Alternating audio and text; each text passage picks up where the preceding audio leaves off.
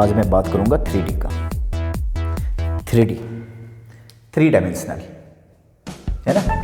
जैसे आपके सामने ये वाइट बोर्ड है, ये लंबाई और ऊंचाई, लंबाई को x एक्सिस मान लो और हाइट को y एक्सिस मान लो, एक्स वाई प्लेन।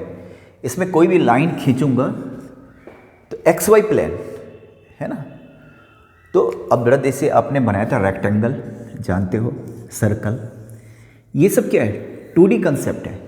इसका एरिया निकाल सकते हो, वॉल्यूम नहीं निकाल सकते, क्योंकि वॉल्यूम में आता है L into B into H, ये 2D है, एक ही प्लेन में होगा। और ये देखो, ये मैं क्यूबाइड लेता हूँ, ये क्यूबाइड, लंबाई चौड़ाई ऊंचाई, लेंथ ब्रेथ हाइट, है ना, तीनों एक्सिस होता। ये 3D है, स्फेयर, है ना, तीनों एक्सिस होता, ठीक है ना। अब ये तीनों एक्सिस क्या है, जैसे कि 11th में पढ़ चुके हो, ये एक्स एक्सिस है तो ये एक्स डैश, ये वाई है तो ये वाई डैश। 4 क्वाड्रेंट होते थे, है ना। कैसे होते थे 4 क्वाड्रेंट, ये देखो तो एक्स एक्सिस के लिए 2 ऑप्शन था, या तो एक्स एक्स डैश या वाई वाई डैश। तो 2 इंटू परम्यूटेशन कॉम्बिनेशन लगाता हूँ, 4 क्वाड्रेंट, 1 2 3 4, कौन सा नेगेटिव कौन सा पॉजिटिव अच्छे से आता है। तो ये हो गया एक्स वाई प्लेन 2D, है ना। अब उसका क्या, अब मान लो कोई एक ऐसा एक्सिस है जो ऐसे आपकी तरफ जा रहा और एक ऐसे, मतलब ऐसे इनवर्ड आउटवर्ड, है ना। तो इसको क्या बोलोगे, तो एक तीसरा एक्सिस आ जाएगा, उसको हम बोलेंगे जेड एक्सिस, है ना। इस जगह पर मैं लेता हूँ जेड एक्सिस, जेड, ये चौड़ाई ले लो या कोई भी एक्सिस को जेड ले लो। लेंथ को हमने एक्स लिया, हाइट को वाई लिया, तो इसको जेड ले लेता हूँ। इस डायरेक्शन में क्या हो जाएगा, जेड डैश, इस डायरेक्शन में क्या हो जाएगा, एक्स डैश, इस डायरेक्शन में क्या हो जाएगा, वाई डैश। तो अब मैं ऐसी बात करूंगा जिसमें तीनों एक्सिस वो हो गया 3D।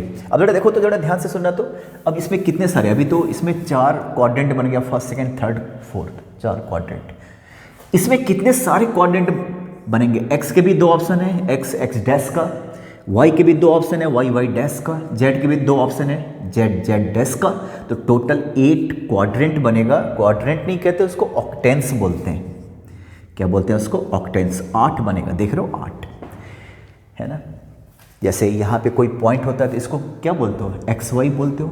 यहाँ पे एक्स डैश वाई, क्योंकि एक्स नेगेटिव होता, समझ रहे हो। खाली इसकी बात करो, एक्स वाई प्लेन की बात करो। यहाँ पे क्या होता था, दोनों नेगेटिव होता था, यहाँ पे एक्स पॉजिटिव वाई नेगेटिव। ये ऑक्टेंस में कैसा आएगा, क्योंकि 8 तो बनेगा, ये तो पक्की बात है कि 8 बनना ही बनना है। तो वो कैसा दिखाई देगा, जरा सोचना जरा।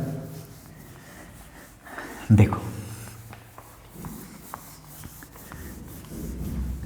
फर्स्ट क्वाड्रेंट, सेकेंड क्वाड्रेंट, ऑक्टेंस की बात कर रहा हूँ। तो यहाँ देखिएगा, फर्स्ट क्वाड्रेंट, सेकेंड, थर्ड, 4 5 6 7 8 हो गया ऑक्टेन, ठीक है। एक बार मुझे वीडियो देखने दो, फिर मैं निश्चिंत होके, सही है ना। तो यहाँ पे मैं ऐसा ले लेता हूँ, x, फिर ये होता है x dash, x dash, x x, x dash, x dash, x. बड़ा ध्यान से सुनना, y y y dash, y dash, y y y dash, y dash, z z, z dash. समझ रहे हो, क्लियर है। ये देखो, अगर खाली एक्स एक्सिस की बात करूं, एक्स का मतलब positive negative negative positive positive negative negative positive. अगर वाई की खाली बात करूं, वाई एक्सिस का, तो पॉजिटिव पॉजिटिव नेगेटिव नेगेटिव, फिर पॉजिटिव पॉजिटिव, फिर नेगेटिव नेगेटिव। अगर मैं जेड की बात करूं तो क्या हो जाएगा, positive positive positive positive negative negative negative negative. अगर मैं आपसे पूछूं कि बताओ ये वाला पॉइंट किस में गया, 2 -3 -4, किस क्वाड्रेंट, क्वाड्रेंट कहना ठीक नहीं, किस ऑक्टेंस में गया। तो एक्स पॉजिटिव वाई नेगेटिव, आप ढूंढिए एक्स पॉजिटिव वाई नेगेटिव और जेड नेगेटिव, है ना। तो आप देखो, x positive y negative z negative, sorry यहाँ पे किस में गया, इस सीधा सीधा ये वाला मतलब 8 ऑक्टेन्स में गया। अगर मैं आपसे पूछूं कि बताओ ये किस में गया, -1 2 3, ये किस में गया, x नेगेटिव y पॉजिटिव, या इसको आप ऐसे देख लो x डैश y जेड, ढूंढो, है ना, x डैश y जेड किस में गया, ये सेकेंड वाले में गया, सेकेंड ऑक्टेंस में गया। अगर मैं पूछूं कि -1 -2 -3 तीनों negative, x dash y Z seventh में गया, तीनों नेगेटिव सेवंथ में गया, है ना। इस तरीके से हम ऑक्टेंस डिसाइड करते हैं। देख लो ये हो, क्लियर है। आपने पढ़ा था 9th बल्कि 11th में 2D पढ़ा था, कोऑर्डिनेट पढ़ा था, 2D कोऑर्डिनेट, अब पढ़ रहे हो 3D कोऑर्डिनेट। तो थोड़ा सा मैं कंपेयर कर देता हूं। ये देखिए और बड़ा ध्यान से सुनना, 2D 3D, ये देखो ये हो गया 2D, यहां पे पॉइंट लिया मान लो 3 4, तो ये जो 3 है ना, ये वाला 3 है, ये 3 क्या बता रहा है, अब सिस्सा क्या बता रहा है कि y एक्सिस से डिस्टेंस कितना है। तो y एक्सिस से डिस्टेंस ये बता रहा है, डिस्टेंस कहाँ से, y एक्सिस से। डिस्टेंस का मतलब शॉर्टेस्ट डिस्टेंस जो कि हमेशा परपेंडिकुलर होता है। ये जो 4 है ये क्या बता रहा है, y एक्सिस बता रहा है कि तुम्हारी x एक्सिस से तुम्हारी दूरी कितनी है, परपेंडिकुलर डिस्टेंस को बताता है। x एक्सिस के पॉइंट कैसे लेते हो, 1 0 2 0 3 0।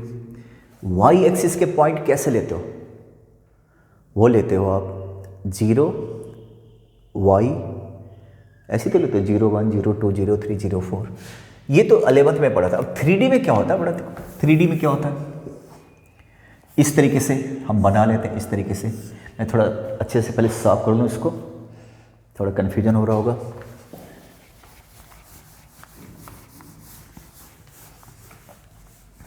देखो 3D में ऐसे बना लेता हूँ, ये हो गया x ले लेता हूँ, इधर इधर y ले लेता हूँ, इधर z ले लेता हूँ, ठीक है। मान लो कोई पॉइंट है 2 3 4, है ना, वहाँ 3 4 लिया, तो यहाँ पे 2 3 4, ये पॉइंट P मैंने ले लिया, ये ले लिया, ये रहा पॉइंट P। अब ये क्या बता रहा है, ये जो 2 है ना, x एक्सिस का पॉइंट है 2, ये बता रहा है distance from y z axis. यहाँ पे 3 x एक्सिस का पॉइंट क्या बताता है कि y एक्सिस से तुम्हारी दूरी कितनी है। y एक्सिस का पॉइंट क्या बता रहा है कि x एक्सिस से तुम्हारी दूरी कितनी है। यहाँ पे 3D है, x एक्सिस का पॉइंट क्या बताएगा, ये बताएगा कि तुम्हारी डिस्टेंस कितनी है, किससे, y z से। y एक्सिस का पॉइंट क्या बताएगा, डिस्टेंस फ्रॉम क्या, x z एक्सिस। और जो z एक्सिस का जो पॉइंट है ना, ये क्या बताएगा, distance from x y axis. ये दोनों में फर्क है ना।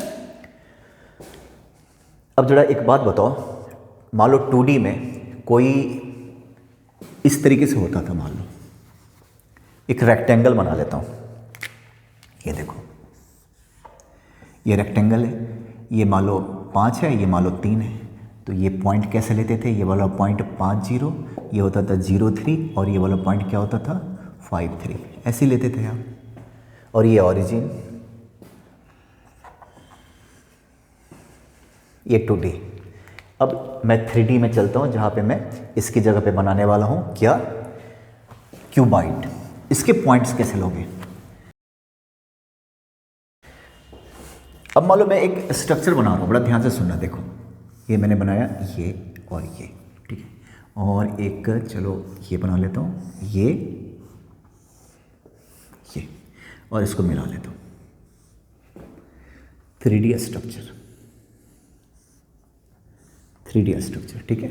देख लो, आई थिंक सीधा बन गया होगा, थोड़ा बहुत टेढ़ा नज़र आ रहा है तो कोई बात नहीं, जाने दो, क्या कर सकते हैं, है ना। ये देखो ऐसा बनाया मान लो, ये फेस तुम्हारे सामने, इतना ध्यान रखना, ये वाला फेस तुम्हारे सामने, ये फेस तुम्हारे सामने, ये वाला फेस।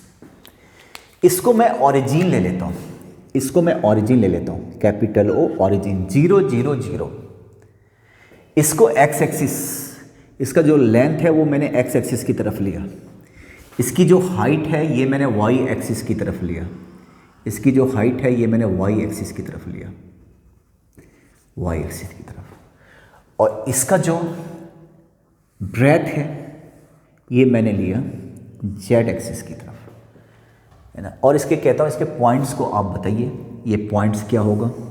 इसको मैं ए कह लेता हूँ, इस पॉइंट्स को ए कह लेता हूँ, इसको बी और इसको सी, ये रहा तुम्हारा डी, ई, ये हो गया एफ और ये हो गया जी। ये पॉइंट्स कैसे लोगे, ये रहा ऑरिजिन, तो ये वाला जो ए है वो किस पे, एक्स एक्सिस पे, तो इस पॉइंट को मैं लेने वाला हूँ क्या, ए 0 0। अच्छा इसका एक काम करता हूँ, मैंने लेंथ तो लिखा ही नहीं, लेंथ को चलो एक काम कर लेता हूँ, इसको स्मॉल ए ले लेता हूँ, इसकी चौड़ाई को स्मॉल बी और इसकी ऊंचाई को स्मॉल सी ले लेता हूँ, ये हो गया लेंथ ब्रेथ हाइट, ऐसा ले लिया। तो लेंथ अगर ए है तो ये वाला क्या हो गया, फिर ए हो गया, तो ये पॉइंट कौन से हो गए, ए 0 0, क्योंकि एक्स एक्सिस पे, बाकी सारे 0 होंगे।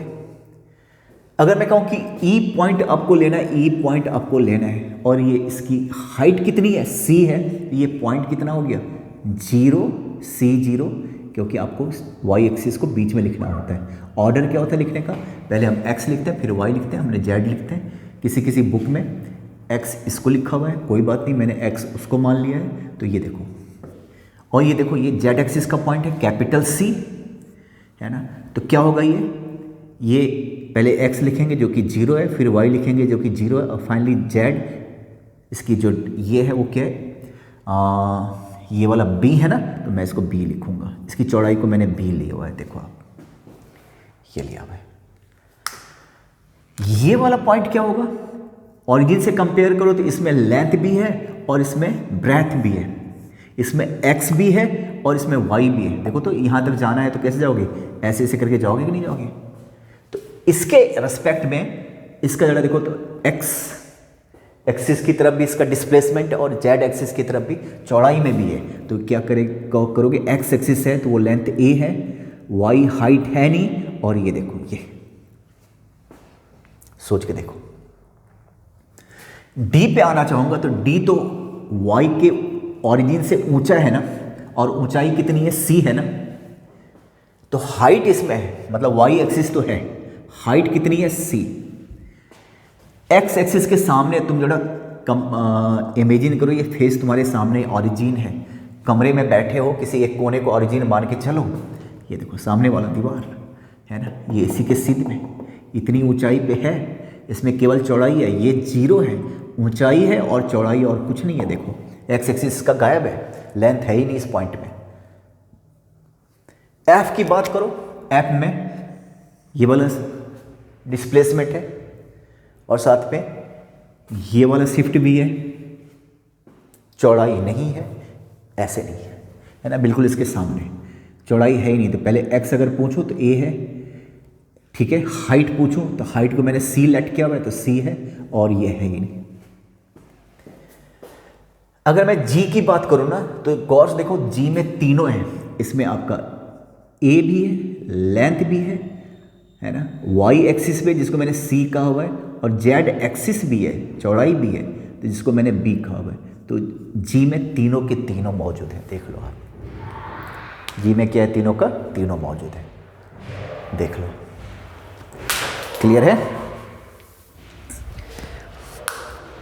अब जरा देखो होता क्या, जरा ध्यान से सुनना, देखो इस पॉइंट को देखो, ए को, तो ये ए क्या बता रहा है, ये बता रहा है एक्स एक्सिस का पॉइंट है ना, ये वाला डिस्टेंस बता रहा है, ये वाला डिस्टेंस बता रहा है, यहां से डिस्टेंस, मतलब ये देख लो, ये प्लेन देख लो, इस प्लेन को हम क्या बोलेंगे, वाई जेड प्लेन से डिस्टेंस बता रहा है, ये ए डिस्टेंस पे वाई जेड प्लेन से। सी वाई एक्सिस का पॉइंट क्या बता रहा है, ये देखो एक्स जेड प्लेन यहाँ पे, जेड और एक्स जेड प्लेन से डिस्टेंस बता रहा है, हाइट तो यही बता रहा है। वाई एक्सिस का पॉइंट ये बी, ये हाइट क्या बता रहा है, वाई एक्सिस का पॉइंट हाइट क्या बता रहा है, ये बता रहा है, सॉरी जेड एक्सिस का पॉइंट क्या बता रहा है, जेड एक्सिस का पॉइंट कि एक्स वाई प्लेन, ये तुम्हारा हो गया एक्स वाई प्लेन, ये हाइट है ना, देखो ये बी है ना, एक्स वाई प्लेन से तुम्हारा डिस्टेंस बता रहा है। मैंने पहले ही बताया था कि एक्स एक्सिस का क्या बता रहा है, डिस्टेंस बता रहा है। कहाँ पे एक्स एक्सिस का पॉइंट है, वाई जेड से डिस्टेंस बता रहा है। वाई एक्सिस का पॉइंट आपको क्या बता रहा है, एक्स जेड से, एक्स जेड प्लेन से तुम्हारी दूरी कितनी है, और जेड प्लेन का पॉइंट क्या बता रहा है, एक्स वाई प्लेन से तुम्हारी कितनी दूरी है। ये तो हो गया आपका 3D का कंसेप्ट। ठीक है भाई। फिर से आपको एक चीज मैं कंपेयर करना चाहूंगा। ये देखो, ये देखिए x y plane 11th class, ये पॉइंट मैं कुछ भी ले लेता हूं, मान लो ये मैं ले लेता हूं 3 और 4 है ना। इसका इमेज निकाला है वाई एक्सिस से, ये इसको अगर मैं प्लेन मिरर मान के चलूं तो ये देख रहे हो, इसका इमेज यहां बनेगा कि नहीं बनेगा, पी डैश पे बनेगा, देखो आप। और क्या होगा, ये तो सेम रहेगा, ये हो जाएगा क्या, -3 और 4। तो किसी पॉइंट का अगर इमेज निकालना है वाई एक्सिस का, वाई एक्सिस पे इमेज निकालना है तो इसका साइन चेंज कर लेते हो। ऑरिजिन से इमेज निकालना है तो दोनों के साइन चेंज कर लेते हो। ये पी डबल डैश -3 -4, और इसको अगर मैंने है ना, यहाँ पे अगर ऑरिजिन से कोई प्लेन मिरर अगर बिठा दो तो इसका इमेज यहाँ पे बनेगा। दोनों को चेंज कर लेते हो, ऑरिजिन के पास कोई प्लेन मिरर रख दो तो ऐसे बनेगा। और अगर मैंने एक्स एक्सिस को प्लेन मिरर मान लिया, इसका इमेज कहाँ पे बनेगा, जितना ऊपर है उतना नीचे बनेगा। पी डबल डैश ले लेता हूँ, पी ट्रिपल डैश ले लेता हूँ, तो क्या होगा, ये तो 3 ही रहेगा ना, ये तो 3 रहेगा, और ये ऊपर ना जाके अब ये नीचे, ये जो हाइट ऊपर 4 था अब नीचे हो गया 3 - 4। ये तुमने पढ़ा होगा। क्या पढ़ा कि अगर किसी पॉइंट का इमेज देखना वाई एक्सिस पे, तो एक्स को चेंज कर दो, उसके साइन को। अगर किसी पॉइंट का इमेज देखना है एक्स एक्सिस पे तो वाई का साइन चेंज कर दो। अगर ऑरिजिन पे देखना है तो दोनों के साइन चेंज कर दो। ये 2D था। अब 3D इमेज इसका बना रहा हूँ। 3D में क्या होता है जरा देखो, इधर एक्स लिया, इधर वाई लिया, इधर जेड लिया। एक पॉइंट मैं ले लेता हूँ, 2 3 4 मान लो लिया है ना। तो इसका इमेज कहाँ पे बनेगा, इसका इमेज जानना चाहता हूँ। ये वाला कौन सा प्लेन है, ये वाला प्लेन इसको बोलेंगे वाई जेड प्लेन है ना। अगर एक ऐसा प्लेन बना लिया तो ऐसा प्लेन बना लिया तो वाई जेड, इसको अगर मिरर मान के चलो तो वाई जेड प्लेन पे इसका जो इमेज बनेगा ना, खाली एक्स को चेंज कर दो, -2 3 4, इसका इमेज यहाँ पे बनेगा। क्लियर है। ये एक्स वाई प्लेन हमने बना लिया, मान लो ये एक्स वाई प्लेन है। ये प्लेन ऐसे होगा, ऐसे होगा, ऐसे होगा, समझ लो प्लेन है, ये कोई प्रिज्म नहीं है, पर समझ जाओ तुम। इसका जो इमेज, इसको अगर मैं प्लेन मिरर मान लूँ तो इसका इमेज यहाँ पे बनेगा। अब ये कौन सा है, ये कौन सा है भाई, ये एक्स जेड है। तो एक्स जेड प्लेन को अगर मिरर मान लो ना इसका इमेज में, तो खाली वाई को चेंज कर दो, तो क्या हो जाएगा 2 -3 4, खाली इसको चेंज कर दो। क्लियर है। और अगर एक्स वाई प्लेन बनाना है आपको, एक्स वाई प्लेन, इस प्लेन में आपको देखना है कि क्या बनेगा, इसका इमेज कहाँ पे बनेगा, तो मैं यहाँ पे लिख दूँ एक्स वाई प्लेन में, एक्स वाई प्लेन को मिरर मान लो तो क्या चेंज होगा, खाली जेड चेंज होगा। एक्स वाई प्लेन है ना, तो 2 3 खाली जेड चेंज होगा। और अगर ऑरिजिन से लेके चलना है, ऑरिजिन से, तो तीनों चेंज होगा, तीनों का। अगर ये ऑरिजिन को मैं मिरर मान के चलूँ तो ये भी चेंज होगा, ये भी चेंज होगा, और ये भी चेंज होगा। साइन चेंज होगा, नेगेटिव पॉजिटिव हो जाएगा, पॉजिटिव नेगेटिव हो जाएगा। तो ये तो कंसेप्ट था 3D का मोटा मोटी, ठीक है ना। 3D में ये बातें होती हैं, ठीक है। अब देखो, अब 2 पॉइंट का डिस्टेंस तुम कैसे निकालोगे, वही सेम फॉर्मूला, डिस्टेंस फॉर्मूला, जो कि तुमने 11th में पढ़ा था।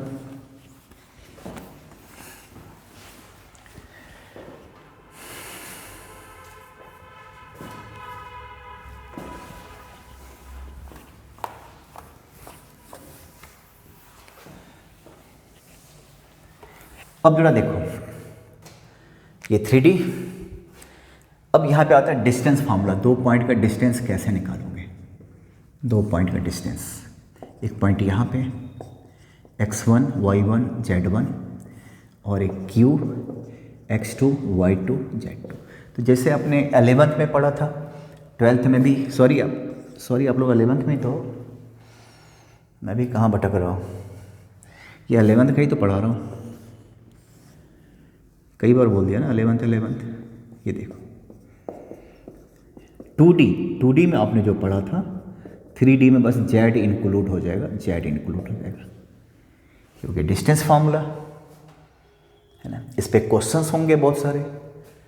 पहले तो आपको 3 पॉइंट दिया रहेगा, मान लो A B C, 3 पॉइंट दिया हुआ है, ABC। प्रूफ करना है कि कॉलिनियर है। डिस्टेंस फार्मूला पता है ना, ऐसे निकालते हो, कॉलिनियर है, प्रूफ करना है, मान लो कॉलिनियर एक ही लाइन में। तो कैसे प्रूव करोगे? मान लो ये 1 2 3 है, ये 3 4 5 है, ये 6 7 8 है मान लो।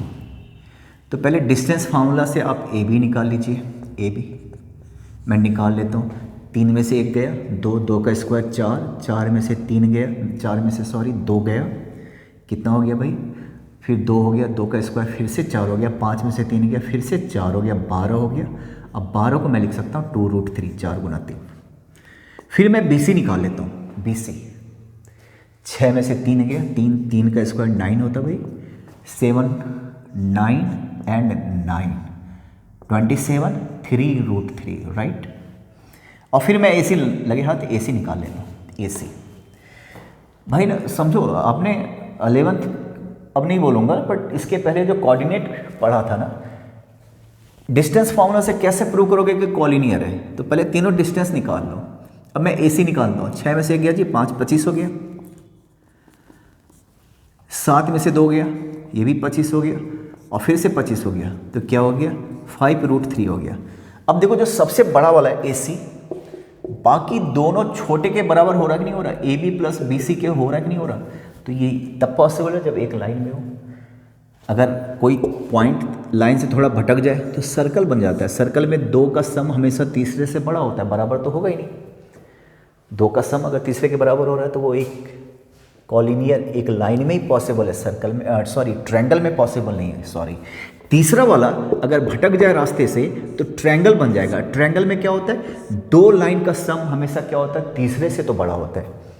और अगर ऐसा नहीं हो रहा है, बड़े वाले का सम बाकी 2 के सम के बराबर है, बड़े वाले का साइड 2 के सम के बराबर होता है, तो ये कब पॉसिबल है? जब ये एक लाइन में होता है। तो इसका मतलब क्या होता है? कॉलिनियर। प्रूव कर दोगे? आपको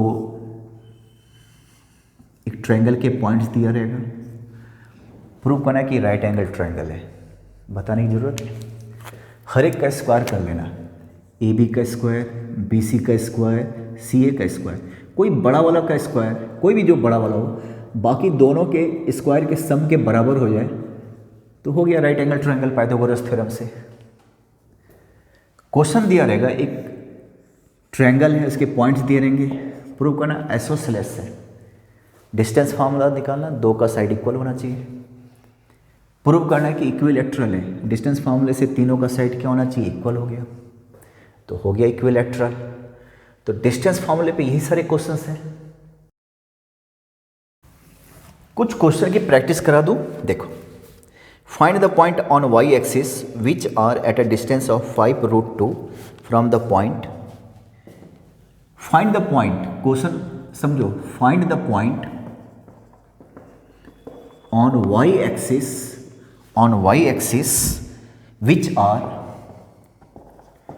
which are at a distance of 5√2 from 3 - 2 5। y axis वैसा कौन सा पॉइंट है जो इससे तो इस दूरी पे, तो y एक्सिस का कोई भी पॉइंट कैसा होगा? ऐसा होगा 0 y 0, इसको a b कुछ भी ले लो, y एक्सिस पे खाली y रहेगा, बाकी सब 0। इस पॉइंट को q ले लेता हूँ, 3 - 2 5, और ये डिस्टेंस कितना दे रखा? 5√2। इसके बाद कहानी आसान है, PQ इक्वल टू, चलो 3 में से तो 9 हो गया, -2 तो ये -2 माइनस वाई या y -2, कुछ भी कर लो, क्या फ़र्क पड़ता है, क्या फ़र्क पड़ता है ना, plus y -2 a minus B का स्क्वायर या b माइनस ए का स्क्वायर, बात बराबर। 0 - 5 या 5 - 0 25, 5√2 स्क्वायरिंग बोथ साइड, तो ये हो गया 34। अब प्लस y -2 का whole square squaring both side, ये आपको देख रहा 50 दिख रहा नहीं, 50 - 34 इक्वल टू क्या, y -2 का होल स्क्वायर 16 होता है जी। स्क्वायर हटाओगे तो प्लस -4, 16 पे है ना 16 स्क्वायर हटाओगे तो ये y -2, यहाँ से y निकाल के देखो, अगर 4 लिया तो 6 भी आ जाएगा और माइनस लिया तो क्या हो जाएगा, ये 2 आ जाएगा -2। तो दो पॉइंट है, कौन कौन से, 0 6 0 एंड 0 -2 0। याद है, एक बार प्लस लेके तुम निकालो, एक बार माइनस लेके निकाल दो। आई होप थोड़ा बहुत मैंने गलती करी होगी, पर आप सुधार लेना, ये आपने 2D में पढ़ा तो है। देखो अगला क्वेश्चन देखो, find the equation of the set of point P which move so that its distance from the points are equal. मतलब बात हो रही है लोकस निकालने का। तुमने एक ऐसा लोकस वाले क्वेश्चंस करे थे, लोकस वाले में जब मैं सर्कल पढ़ा रहा था। मैं क्वेश्चन समझा देता हूँ आपको। देखो लोकस, इसी क्वेश्चन में आपसे पूछ सकता है कि find the locus of that point. कह रहा है कि find the set of equation of the set of point P। एक पॉइंट P है और कह रहा है कि दो और पॉइंट दे रखा, A 3 4 -5, B -2 1 4, ये 2 पॉइंट्स दे रखे। उस लोकस को निकालो, इसको x y और ये z ले लेता हूं, जो इससे बराबर दूरी पे है। उस सारे पॉइंट को ढूंढो, उस रास्ते को ढूंढो। क्वेश्चन में है कि पॉइंट्स के उस सेट्स को निकालो जो इससे बराबर दूरी पे है। मतलब PA इक्वल टू PB, मतलब PA square equal to PB square. इसके बाद आपको पता है ना क्या करना है, कर देना। आंसर ऐसा आना चाहिए, अगर आ गया तो ठीक है। 10x + 6y - 18z equal to 29, ये आ जाना चाहिए। भी चेक कर लेना तुम लोग। डिस्टेंस फॉर्मूला लगाना है, कुछ कैंसिल होगा, बस ये बचेगा, x² y² z² कैंसिल होने वाला है। अगला क्वेश्चन है फाइंड द लोकस। मैं लिख दूं यहाँ पे फाइंड, क्योंकि लोकस आ गया। Find the locus of point P, the sum of whose distance, ये तुम्हारे NCERT का भी है, distances from the points 4 0 0 and -4 0 0 is equal to 10। मतलब एलिप्स का इक्वेशन बन जाएगा। ये कैरेक्टर किसका है, एलिप्स का। याद करो ऐसा क्वेश्चन। लोकस, एक पॉइंट लिया P, उसको x y है ना। इक्वेशन, लोकस जब भी पूछे ना तो इक्वेशन निकालना। एक पॉइंट A है जो कि क्या है 4 0 0, और दूसरा पॉइंट B लिया -4 0 0, और ये जो डिस्टेंस है PA + PB, ये दे रखा तुम्हारा 10। आपको पता है ये एलिप्स के लक्षण है। एलिप्स में भी ऐसा होता था। पहले मैं PA ले लेता हूँ। PA x - 4 का स्क्वायर + y² + z² लगाया मैंने, कौन सा, डिस्टेंस फार्मूला। ये फ्रेम में आया तुम्हारे, चलो ठीक है, आ रहा है distance formula. PA PB x plus x + 4 का स्क्वायर + y² और + z² इक्वल टू 10। इसको सॉल्व करने का तरीका ये होता है, जब 2 रूट होता है तो एक रूट को उधर लेकर जाओ। तो x, मैं एक काम कर लेता हूँ, साथ में इसको ओपन भी कर लेता हूँ। 16 + y² + z², एक इधर लेकर गए, दूसरा उधर लेके जाओ। 10 - x² + 8x + 16 + y² + z²। अब स्क्वायरिंग बोथ साइड, दोनों साइड स्क्वायर करो तो ये देखो, तो इसका स्क्वायर करोगे तो जरा रूट हटेगा, देखो जरा, इसका स्क्वायर कीजिएगा तो 100 प्लस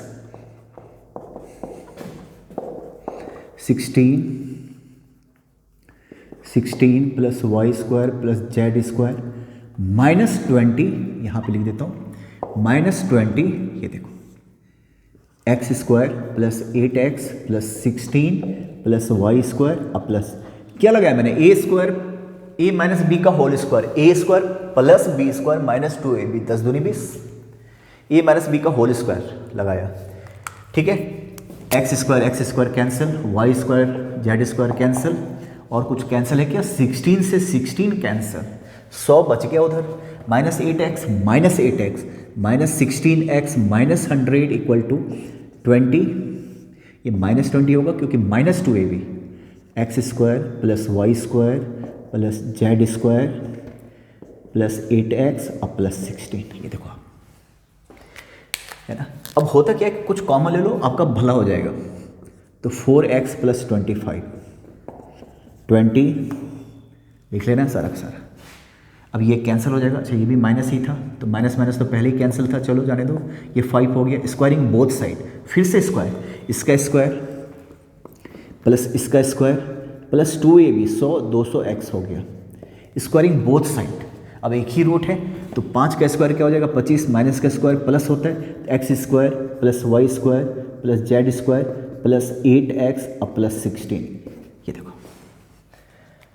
तुम अगर ढंग से देखो ना, ध्यान से सुनना, ढंग से बोल रहा हूँ, ये 200x और ये देखो 225 को मल्टीप्लाई करके देखो, सबको उधर लेके जाओ, इधर 625 रहने दो, बाकी को उधर लेके जाओ।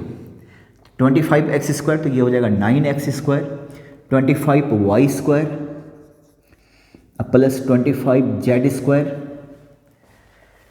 25 16 जा, ये z में लिखा मैंने, z स्क्वायर, और ये हो गया 400 को इधर लेके आओ, 225 equal to 9x square plus 25y square plus 25z square. चाहो तुम तो 225 से सबको डिवाइड कर सकते हो, तो इधर 1 बचेगा, इधर क्या बचेगा, x square upon 25 plus Y square upon 9 plus Z square upon 9। ये लक्षण किसके हैं, एलिप्स के। तो ये तुम्हारा एलिप्स का इक्वेशन तैयार हो गया है ना। और नीचे वाला भी दिखाई दे रहा है वैसे। तो सॉल्व किया, ऐसे क्वेश्चन तुम 2D में भी बना चुके हो, कोऑर्डिनेट 11th में नहीं कहूँगा, कोऑर्डिनेट में तुमने बनाया हुआ है। ठीक है, ये देखो। तो डिस्टेंस फार्मूले से कोई खास क्वेश्चन तो आ नहीं रहे है ना। आपको लगेगा कि ये 10th के सिलेबस है, नहीं, बस खाली यहाँ पे जेड एक्सिस आ गया, 10th में ही आपने क्वेश्चंस करा था। मैं सीबीएसई वाले बच्चे की बात कर रहा हूँ, आईसीएसई वालों का तो है ही, सीबीएसई वालों ने भी 10th में पढ़ा हुआ था डिस्टेंस फार्मूला, उससे कुछ अलग हो तो बताओ। बस यहाँ पे खाली जेड आ गया, क्वेश्चन सेम आ रहे हैं। ये सारे क्वेश्चन तुम 10th में भी देख चुके होगे, और तुम्हें पता है मैं झूठ नहीं बोलता, चेक कर लेना अपनी 10th के बुक से। एक और क्वेश्चन है, ये पॉइंट्स दे रखा, एक पॉइंट तो ऑरिजिन ही है 0 0 0, एक पॉइंट दे रखा 2 0 0 1√3 0 और 1/√3, और ये 2√2/√3। शायद मैंने सही लिखा हो। और vertices of a regular tetrahedron,